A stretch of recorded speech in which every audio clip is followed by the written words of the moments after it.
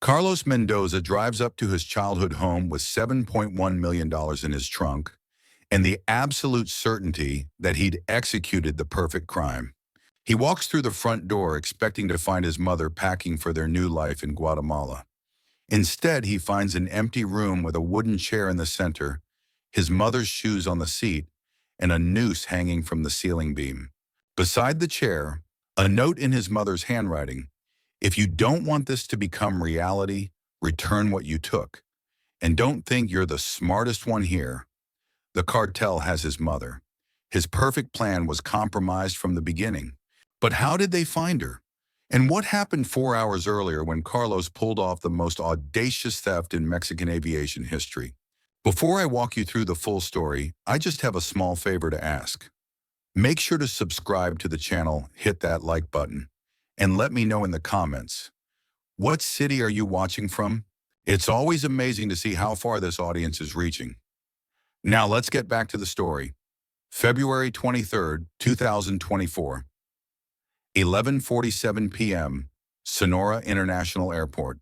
Carlos Mendoza walked across the tarmac in maintenance coveralls, approaching Aerocargo Flight 447 from Bogota, a plane officially carrying agricultural products, but actually transporting $7.1 million in cartel cash. For 8 months, Carlos had been documenting this operation. Every 3 weeks, the same flight, the same minimal security, the same fortune in untraceable currency packed into boxes labeled as fertilizer samples. Tonight, he would steal it all. But as Carlos approached the aircraft with his service vehicle, he spotted movement that made his blood freeze. Miguel Santos, the night security supervisor, was walking directly toward the cargo area. Miguel wasn't supposed to be here. He was supposed to be at his birthday party downtown with the rest of the security staff, creating the 4-hour window Carlos needed. Carlos parked his vehicle and pretended to perform routine maintenance checks while Miguel approached the aircraft. If the security supervisor decided to inspect the cargo area, Carlos's plan would collapse before it began. "Working late tonight, Carlos," Miguel called out. "Hydraulic pressure check on the landing gear," Carlos replied, holding up a maintenance tablet. "Should only take 20 minutes. Miguel nodded and continued walking toward the terminal building. But instead of leaving the area, he stopped at the security office and began reviewing camera feeds on the monitor screens. Carlos realized he was being watched through the surveillance system while trying to rob the plane being monitored by that same system. Carlos had spent months preparing electronic countermeasures for the surveillance cameras, but those plans assumed no one would be actively monitoring the feeds during the theft. Now Miguel was sitting 30 yards away, watching multiple camera angles that showed Carlos's every movement. Carlos activated his remote access to the camera control system, but he couldn't simply switch to pre-recorded footage while Miguel was actively watching. Any sudden change in the video feeds would alert the security supervisor immediately. Instead, Carlos had to execute his theft while performing an elaborate deception for the cameras. He began by actually performing legitimate maintenance on the aircraft's landing gear, creating a plausible reason for his presence. While checking hydraulic connections, Carlos surreptitiously disabled the cargo hold's weight sensors and door alarms. Next, Carlos used his access codes to open the cargo hold while appearing to inspect external aircraft components. Anyone watching the cameras would see a maintenance worker conducting routine safety checks. But inside the cargo hold, Carlos was identifying the 12 crates containing cash among the 40 total containers. The money crates were heavier, positioned differently, and marked with subtle symbols that Carlos had documented during previous flights. Each crate contained approximately $590,000, with a total weight of about 85 pounds. Carlos began transferring the money crates to his service vehicle, working in the aircraft's blind spots while maintaining the appearance of routine maintenance. But Miguel was still watching the cameras, and Carlos could see him paying closer attention to the cargo area feeds. 18 minutes into the theft, Miguel stood up from the security monitors and began walking toward the aircraft. Carlos was loading the 8th money crate into his vehicle when he saw Miguel approaching. 4 crates remained in the cargo hold, representing $2.36 million that Carlos would have to abandon if Miguel discovered the robbery in progress. Carlos closed the cargo hold and grabbed a hydraulic testing tool, positioning himself beside the aircraft's landing gear as Miguel arrived. "Everything normal with the aircraft?" Miguel asked. "Pressure readings are within acceptable range," Carlos replied, showing Miguel the maintenance tablet. "Just finishing the documentation." Miguel walked around the aircraft, conducting his own visual inspection. When he reached the area where Carlos's vehicle was parked, he noticed the extra weight had lowered the vehicle's suspension. "Heavy equipment tonight?" Miguel observed. "Replacement hydraulic pumps," Carlos explained. "Taking them to the maintenance hangar for installation tomorrow?"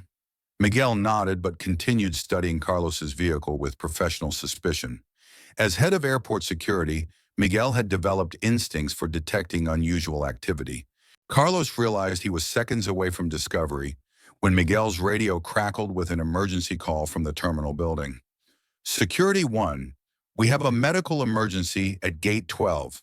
Passenger collapsed, ambulance en route." Miguel's attention immediately shifted to the radio. "Copy that, responding to Gate 12. He hurried toward the terminal, leaving Carlos alone with the aircraft and 4 remaining money crates worth $2.36 million. Carlos had 8 minutes to complete the theft before Miguel returned from the medical emergency. Carlos worked with desperate efficiency, loading the remaining money crates while monitoring radio communications for updates on Miguel's location. The weight of $7.1 million in cash was staggering. Over 1,000 pounds of currency that strained his service vehicle's suspension and handling. Carlos had prepared for this by reinforcing the vehicle's frame and upgrading its engine. But the physical reality of moving that much money was still overwhelming. Each crate required careful handling to prevent damage to the vacuum-sealed currency packages inside. Carlos couldn't afford to have bills scattered across the tarmac if a container broke open. But the most challenging aspect was maintaining his electronic deception while working against time. Carlos had to ensure the surveillance cameras showed normal maintenance activity while he committed the largest theft in airport history. With 3 minutes remaining before Miguel's probable return, Carlos loaded the final money crate and secured the cargo hold. He drove his vehicle toward the maintenance hangar, using a route that avoided the main security cameras, then transferred the money to a civilian van parked in an employee lot. By the time Miguel returned from the medical emergency, Carlos was gone, and $7.1 million had vanished without leaving any obvious evidence of theft. The official cargo crew would arrive in 40 minutes to find that 12 agricultural sample crates had mysteriously disappeared during the flight from Colombia. As Carlos sat in his mother's house staring at the noose, he remembered the moment that had started this nightmare. His first glimpse inside the cartel's money operation. October 15th, 2023. Carlos was performing routine maintenance on aircraft electrical systems when he noticed unusual activity around Flight 447. The cargo was being unloaded by men who didn't work for the airport's regular freight company. They moved with military precision, worked in complete silence, and left without filing standard cargo reports. Carlos's curiosity led him to investigate during his next maintenance shift.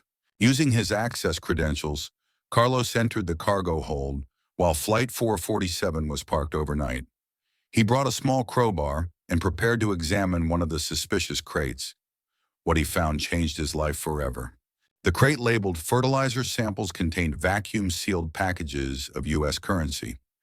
Hundreds of thousands of dollars in mixed denominations. More money than Carlos had ever imagined seeing in one place. But as Carlos photographed the currency packages, he heard footsteps outside the aircraft. Someone was approaching the cargo hold while Carlos was inside committing what could be considered breaking and entering. Carlos quickly closed the money crate and hid behind a stack of legitimate agricultural containers as 2 men entered the cargo area. "Security sweep before tomorrow's pickup," one voice said. "Any signs of tampering?" asked the second voice.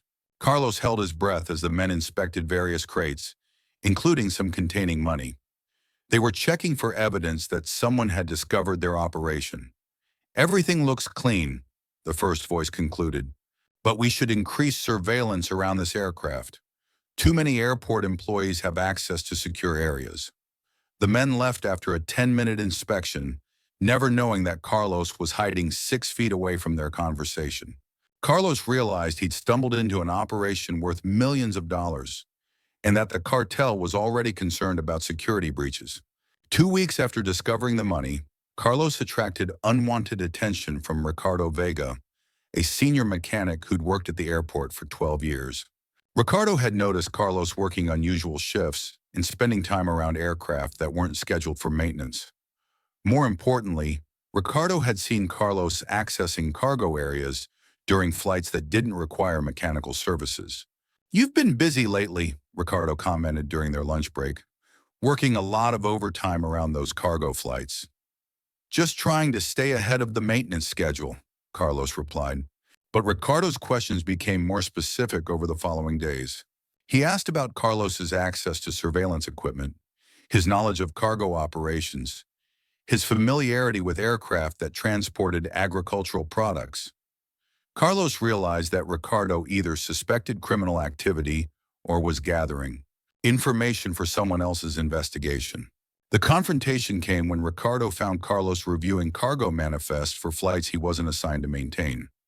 "I know what you're looking at," Ricardo said. "The question is whether you're planning something stupid or whether you're already doing it."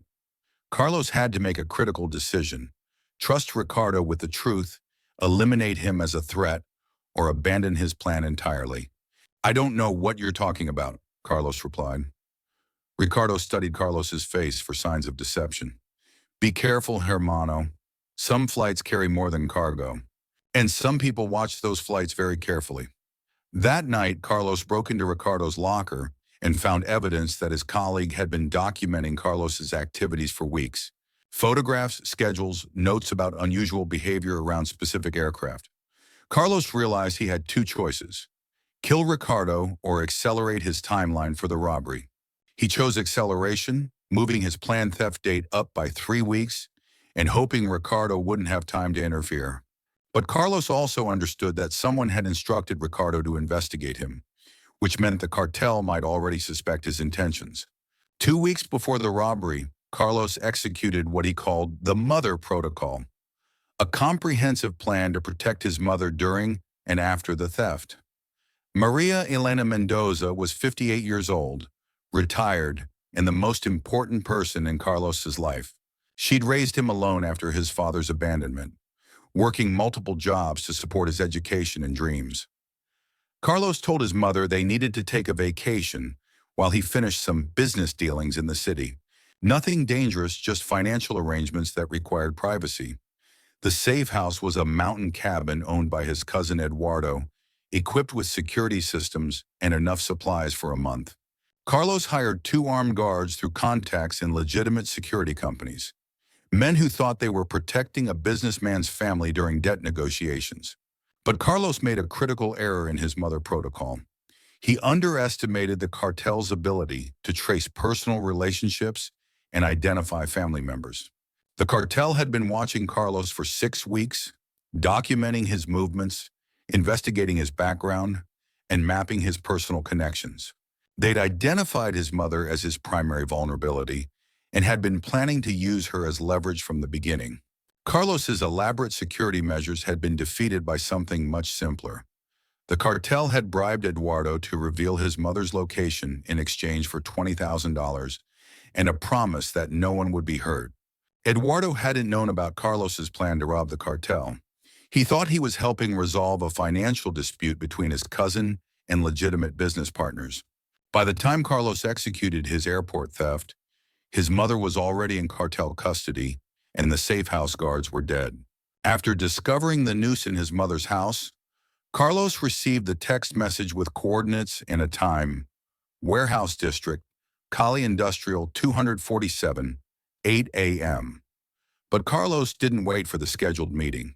He drove to the warehouse district immediately, planning to scout the location and attempt a rescue operation. The warehouse was a 2-story concrete building with 3 vehicles parked outside, 2 black SUVs, and a white panel van. Carlos could see lights on the second floor and shadows moving past the windows. Most importantly, he could hear his mother's voice coming from inside the building. Carlos circled the warehouse twice, identifying entry points and escape routes. But he also noticed something that changed his approach. Tire tracks in the dirt behind the building suggested recent heavy vehicle traffic. The cartel was using this location regularly, not just for holding his mother. It was an operational facility with unknown security measures and personnel. Carlos decided to attempt infiltration during La Hora Muerta, the dead hour between 3 a.m. and 4 a.m., when human alertness reaches its minimum. But first he retrieved equipment from his vehicle that he'd prepared for exactly this situation. Uncle Roberto's tactical knife, lock-picking tools, and a pistol he'd purchased months earlier through illegal channels. Carlos had never killed anyone, but Uncle Roberto's military training had prepared him for violence when survival was at stake. 3:47 a.m. Carlos approached the warehouse through a delivery alley, moving with techniques his Uncle Roberto had taught him during childhood. The building was larger than it had appeared from the street, a sprawling complex with multiple loading docks, offices, and storage areas. Carlos realized this wasn't just a temporary holding facility for his mother, but a permanent operational base for cartel activities. The loading dock door was secured with a commercial lock that Carlos could defeat using skills developed during 3 years of airport maintenance work. But as he worked on the lock, he could hear voices and movement from multiple areas of the building. This wasn't a simple guard situation. There were at least 6 people inside the warehouse, possibly more. Inside, Carlos found a storage area filled with wooden crates and cardboard boxes, but also equipment that suggested ongoing operations: communication radios, weapons cases, maps of the region, and financial documents scattered across several tables. Carlos moved through the maze of stored materials, using stacks of crates for cover as he navigated towards stairs leading to the second floor. But he also had to avoid the ground floor personnel, at least 3 men who were moving through different areas of the warehouse. As Carlos reached the stairs, he could hear multiple conversations happening simultaneously. The cartel was conducting business while holding his mother captive. From the second floor, he heard the conversation that revealed their real intentions. "The mechanic will bring the money because he has no choice," said a deep voice. "But we can't let either of them live after this. They know too much about the flight operations." A second voice, more educated: "We need to understand how he discovered the shipments and who else might know about them. Then we eliminate all witnesses." But Carlos also heard a third voice from a different room. "The Guatemala contacts are ready to receive the shipment tomorrow. We'll move the operation south once we clean up the security breach." Carlos realized he'd stumbled into something larger than his personal crisis. The cartel was relocating their entire money laundering operation, using his theft as justification to move to a new location and eliminate anyone who knew about their current activities. His mother was just one of multiple witnesses they planned to silence. Carlos spent 20 minutes studying the warehouse's layout and personnel before attempting his mother's rescue. The second floor contained 4 rooms connected by a central corridor. His mother's voice came from the room at the end of the hallway, but guards were stationed in 2 other rooms, and Carlos could hear radio communications indicating coordination with external personnel. The ground floor had 3 active work areas: an office where 2 men were reviewing documents and maps, a communications center where someone was coordinating radio traffic, and a weapons storage area where Carlos could see multiple assault rifles and handguns. Most critically, Carlos identified the shift change schedule. At 4 a.m., 2 guards would be replaced by fresh personnel arriving from outside. This meant Carlos had a 30-minute window when some guards would be tired and others would be adjusting to the environment. But Carlos also discovered something that changed his rescue strategy. His mother wasn't the only prisoner in the warehouse. From the second floor, he could hear at least 2 other voices. People who sounded like they were being held against their will and questioned about various topics related to cartel operations. The cartel was conducting a comprehensive security investigation, and Carlos's theft had triggered a wider purge of potential security risks. Carlos realized that rescuing only his mother might leave other innocent people to die, but attempting to save everyone would exponentially increase the danger and complexity of his mission. He decided to focus on his mother while creating enough chaos to give other prisoners opportunities to escape during the confusion. Carlos began his assault by targeting the ground floor personnel, using stealth to eliminate isolated guards before moving to the second floor. His first target was the guard in the weapons storage area, a man in his 40s who was cataloging assault rifles while listening to music through earphones. Carlos approached from behind, using Uncle Roberto's knife to silence him quickly and quietly. Carlos retrieved a pistol and extra ammunition from the weapons storage, giving him better equipment for the confrontations ahead. The second target was more challenging. The communication operator who was monitoring radio traffic from multiple cartel units. This man was alert, focused, and positioned where he could see multiple approaches. Carlos waited for the operator to become distracted by an incoming radio call, then struck during the moment when the man's attention was focused on his equipment. But eliminating the communication operator created a new problem.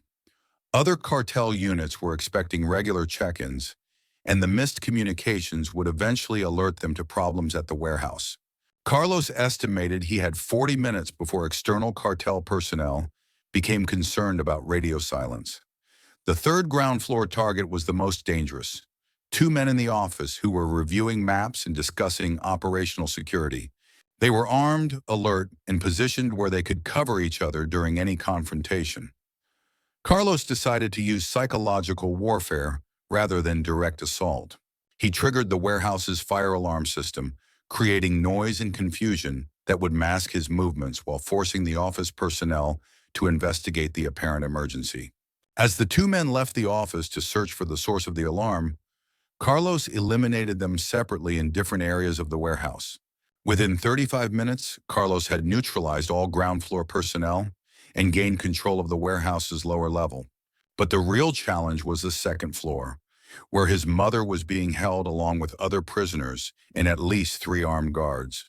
Carlos climbed the stairs with 2 pistols and enough ammunition for extended combat, knowing that the second floor confrontation would be the most dangerous part of his rescue operation. The first second floor room contained a guard who was supposed to be watching security monitors, but had fallen asleep during the dead hour. Carlos eliminated him silently, gaining access to surveillance equipment that showed him the locations of remaining personnel. The monitors revealed that his mother was in the end room with 1 guard, but 2 other rooms each contained additional guards who were interrogating other prisoners. Carlos had to choose his sequence of attacks carefully. If he alerted the remaining guards before eliminating all of them, they might kill the prisoners before he could complete his rescue. Carlos decided to start with the middle room, where he could hear a guard questioning someone about airport security procedures.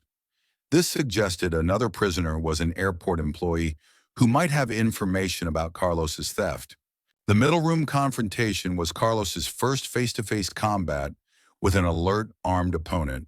The guard was a young man, probably mid-20s, with military training and quick reflexes. When Carlos entered the room, the guard immediately reached for his weapon while using the prisoner as a human shield. Carlos shot the guard in the shoulder, disabling his gun hand without killing him instantly. But the wounded guard drew a knife with his other hand and charged at Carlos while shouting warnings to his colleagues. The hand-to-hand combat lasted 90 seconds and ended when Carlos managed to overpower the guard and silence him permanently. But the noise had alerted the remaining guards to his presence.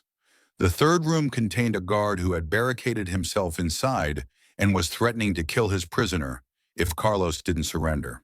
Carlos could hear the man shouting demands while the prisoner, a woman, pleaded for her life. Carlos resolved the standoff by shooting through the door lock and rushing the room before the guard could react. The technique worked, but Carlos was wounded in the shoulder during the brief firefight. Finally, Carlos reached the end room where his mother was being held. The final guard was the most experienced and dangerous of the group, a cartel enforcer in his 40s who understood exactly what Carlos's presence meant for his own survival. When Carlos opened the door, he found the guard holding a pistol to his mother's head while positioned behind her chair. "Drop your weapons or she dies," the guard commanded. Carlos could see his mother's face, bruised, exhausted, but alert and defiant. She'd been captive for hours but hadn't broken under interrogation. "If you kill her, you have no leverage," Carlos replied, "and I'll make sure you die very slowly." The negotiation lasted 5 minutes, with both men trying to gain psychological advantage while calculating tactical options. Carlos ended the standoff by shooting out the room's light fixture, plunging the space into darkness while he moved to a new position. In the confusion, he managed to tackle the guard and engage in close-quarters combat that ended with the enforcer's death. But Carlos's shoulder wound was bleeding heavily, and he could hear sirens in the distance. Someone had called police about the gunfire. Carlos cut his mother's bonds and helped her stand, noting that she was weak from captivity but able to walk. "Can you run?" Carlos asked. "I can do whatever it takes to get out of here," she replied. They had less than 10 minutes to escape before police arrived at the warehouse. Carlos and his mother moved through the warehouse while Carlos dealt with complications he hadn't anticipated. The other prisoners he'd rescued during his assault were injured, disoriented, and unable to move quickly. Carlos faced a moral dilemma: abandon them to ensure his mother's escape, or risk everyone's lives by trying to help people who might slow their escape. Carlos chose a middle path. He gave the other prisoners weapons and basic directions to emergency exits, but told them they were on their own for transportation and medical care. The escape route Carlos had planned was compromised by his shoulder wound and his mother's mobility limitations. They couldn't move as quickly as he'd anticipated, and the warehouse's complex layout was more difficult to navigate while injured and under time pressure.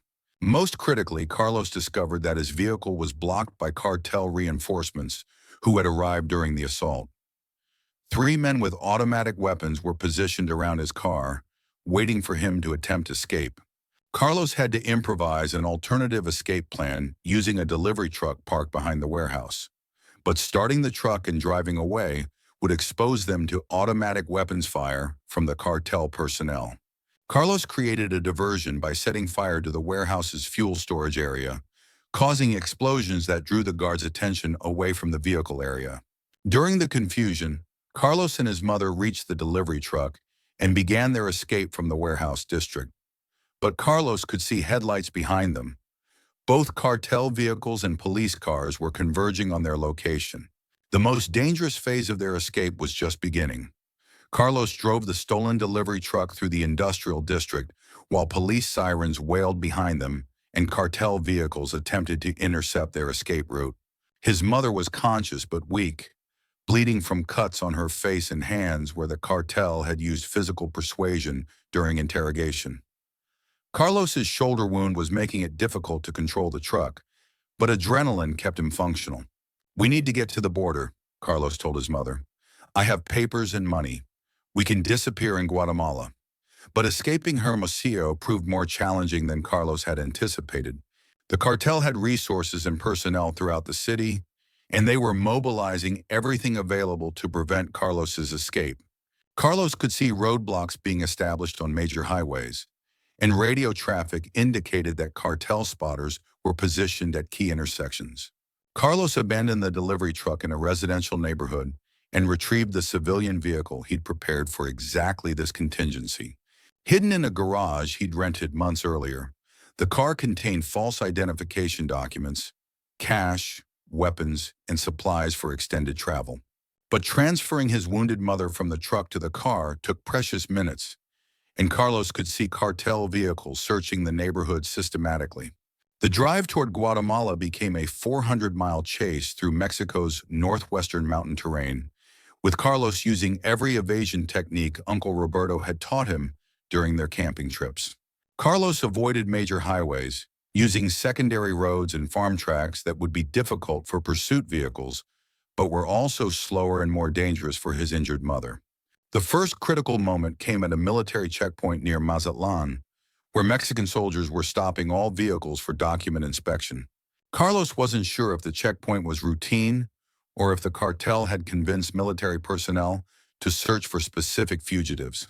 Carlos presented his false identification documents while his mother pretended to sleep in the passenger seat, hiding her facial injuries under a blanket. The soldier who examined their papers was young, probably in his early 20s, conducting routine inspections rather than looking for specific suspects. "Purpose of travel?" the soldier asked. "Family emergency in Guatemala," Carlos replied. My mother needs medical treatment that's not available in Mexico. The soldier glanced at Carlos's mother, noted her apparent illness, and waved them through without additional questions. But Carlos noticed the soldier writing down their license plate number, which meant their vehicle description would be in military databases within hours. Carlos drove for 2 hours before stopping to change license plates with ones he'd stolen from a similar vehicle in a shopping mall parking lot. Carlos first noticed the tail vehicle near the town of Culiacan, a black SUV maintaining consistent distance behind his car, matching his speed changes and turn patterns. Carlos tested his suspicion by making several unnecessary turns and stops. The SUV maintained surveillance despite Carlos's evasive maneuvers. Carlos realized that one cartel vehicle had managed to track them despite his precautions, and where there was one pursuit vehicle, there were likely others coordinating through radio communication. Carlos drove toward mountainous terrain where he would have advantages in defensive positioning and where the cartel's superior numbers would be less effective. The chase became serious when the SUV was joined by a second vehicle, a pickup truck with multiple occupants who were clearly armed with military-grade weapons. Carlos could see muzzle flashes in his mirrors as the pursuit vehicles began firing at his car. Bullets shattered his rear window and punctured his trunk, but the engine continued running. Carlos's mother was awake now, fully aware that they were under attack. "What do you need me to do?" she asked. "Stay down and hold on," Carlos replied. "This is going to get worse before it gets better." Carlos reached a steep mountain road with multiple hairpin turns overlooking deep valleys. The terrain was perfect for the defensive maneuver Uncle Roberto had described during their discussions of military tactics. At a curve with no guardrail, Carlos waited until the lead pursuit vehicle was directly behind him, then slammed on his brakes while turning hard left. The SUV, following too closely, couldn't stop in time and crashed through the roadside embankment, tumbling 200 feet down the mountainside. But the pickup truck managed to stop, and Carlos could see armed men dismounting to continue pursuit on foot. Carlos abandoned his damaged car and helped his mother into terrain where vehicles couldn't follow. Carlos and his mother spent 6 hours moving through mountain terrain on foot, with Carlos using survival skills Uncle Roberto had taught him during hunting trips. His mother was struggling with the physical demands of mountain hiking, especially while injured and exhausted from her captivity. But she was determined to keep moving despite the difficulty. Carlos could hear the cartel search party behind them, using vehicles where possible and continuing on foot through areas where Carlos had gone. The pursuit was systematic and professional. The cartel had brought tracking dogs and personnel experienced in mountain operations. Carlos realized they couldn't outrun their pursuers indefinitely. They needed transportation, medical care, and a way to cross the Guatemalan border without being detected.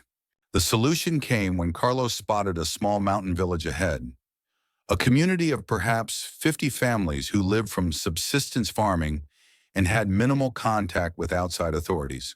Carlos approached the village carefully, identifying the local leader and explaining that he and his mother were fleeing domestic violence and needed help reaching Guatemala.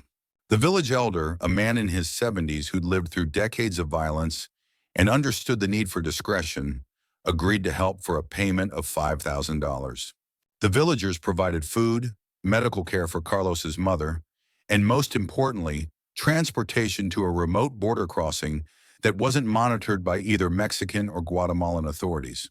The unofficial border crossing was a footpath through dense forest, used by local smugglers and people who needed to move between countries without government documentation. Carlos and his mother crossed on foot, guided by a villager who knew the terrain and the timing of border patrol schedules. The crossing took 4 hours through difficult mountain terrain, but they emerged in Guatemala without encountering any officials or military personnel. On the Guatemalan side, Carlos purchased different transportation and false identification documents from local contacts who specialized in helping undocumented border crossers. By sunrise, Carlos and his mother were officially in Guatemala with clean documentation and enough cash to establish new lives anywhere in Central America. Behind them, the cartel was still searching the mountains of northwestern Mexico, following a trail that ended at the unofficial border crossing. After 2 years of failed searches, mounting expenses, and internal casualties, the cartel officially abandoned the hunt for Carlos Mendoza. The cost of tracking him had become unsustainable, and the embarrassment of failure too great. In their eyes, the mechanic had either died in the mountains or disappeared so completely that he no longer posed a threat. The stolen money was written off as a loss, and the organization quietly restructured its flight operations to prevent another breach. We thank our insider, a former cartel operative who came forward under strict anonymity, for sharing this story. He was part of the original security team overseeing Flight 447 and later assigned to the internal investigation after the theft. His decision to speak out came years later, driven by a need to expose what he called a perfect crime inside a broken system. Without his testimony, this story, and the man who outsmarted one of Mexico's most dangerous criminal networks, might have remained buried forever. If you enjoyed this story, make sure to like the video, subscribe to the channel, and turn on notifications so you never miss the next one.